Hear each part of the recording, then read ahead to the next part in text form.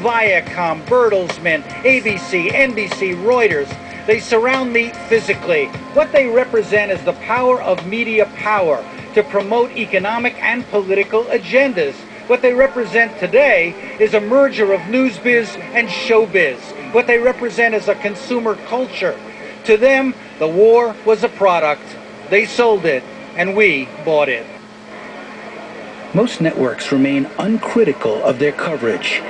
NBC won the U.S. media war as the highest-rated network. But NBC's coverage on broadcast, on cable, was simply perfect. The network celebrated its victory in Iraq with a party in the posh Rainbow Room in a building named after a general, General Electric, their parent company. They released a book and DVD on the war for Iraqi freedom. Anchor Tom Brokaw paid tribute to popular correspondent David Bloom, who died in Iraq. I'm so proud of the men and women of NBC News who had the common bond of courage and determination to go into the heart of darkness. I caught up with Tom Brokaw at the Museum of Radio and Television. I asked a question from the floor. I want to go to the audience now, if we can. Danny Shuckner, I know, has a question right down here in front. We might as well get it out of the way. How could the media, your institution particularly, have done a better job of being a little bit more skeptical and a little bit more critical? Well, I think your suggestion is that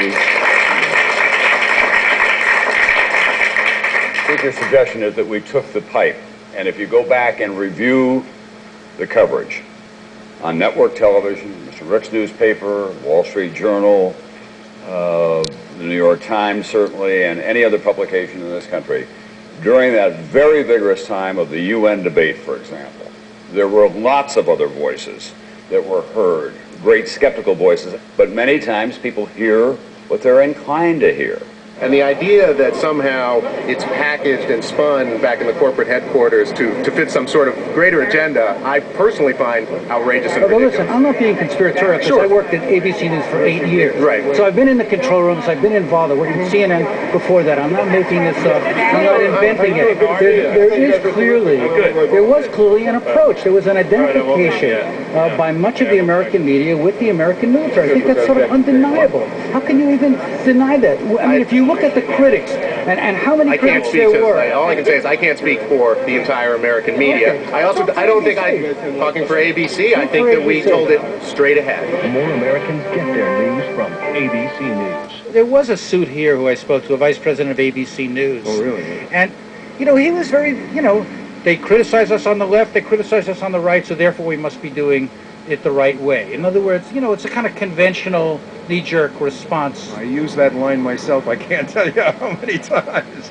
But what's missing from it? Is it true? I mean... Well, dead bodies are missing from it. ABC News, unique, brave, provocative. Remember, Disney does not want ABC to be in the news business. It's so much pressure on these news organizations to be something. Not rock the boat, not be a problem. The Pentagon is following the planning and has the latest on a possible timeline. Outside of Basra, the effort to keep the supply lines running north toward Baghdad. One of the reasons I think that media fell so easily into this pattern of selling the war is that really is what the American media is designed to do, is to sell things. It's a commercial media, it's a propaganda system, and everyone knows it. Our system of broadcast media is regulated by the FCC, a government agency originally set up to protect the public interest. Today, that regulatory body promotes deregulation, more power to media moguls. The head of the FCC justifies media concentration on the grounds that only big companies can cover a war like the one in Iraq. Just before the war in Iraq began, American media companies began lobbying the FCC for rule changes that would benefit their bottom lines. There was a question raised. Did the FCC agree to waive the rules if the media companies agreed to wave the flag? You don't go in and report critically on an administration that you hope will give you billions and billions of dollars in new policies. We've been in this business long enough to be very careful But I'm sure they were waiting for a deal, and were hoping that being supportive of the war would get them the deal. Remember what Rupert Murdoch did when he was in China. He was the only one defending China, despite all the abuses of human rights, because he was working on a TV deal with, which he eventually got in China. The reason the coverage, in part, was so tepid, was so timid, was because these same media companies like News Corp, Fox, GE, NBC, Viacom, CBS were trying to curry favor to win the support of the Bush administration for this huge giveaway on media ownership. This is not something that happened yesterday. It didn't happen overnight. It's been going on here in the United States for about 2 decades at least. And it's been a process.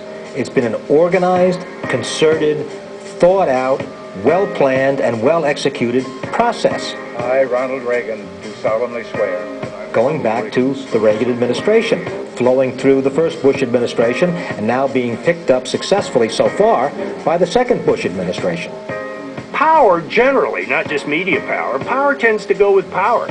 Primarily, they want to support whoever's in the White House. They want to support government. They want to support other large corporate interests. They don't want to rock the boat, generally. This is a plan.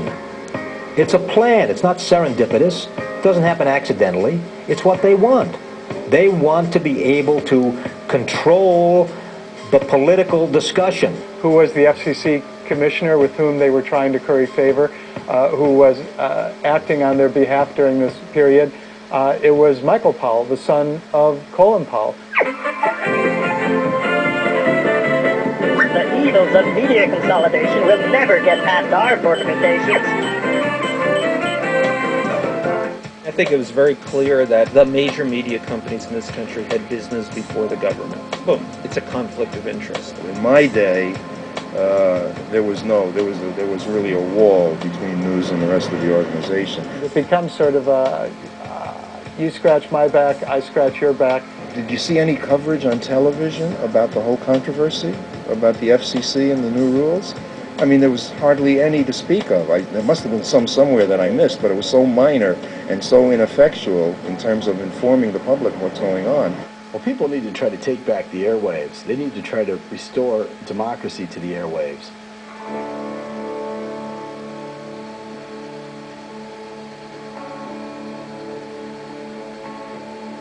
Iraq.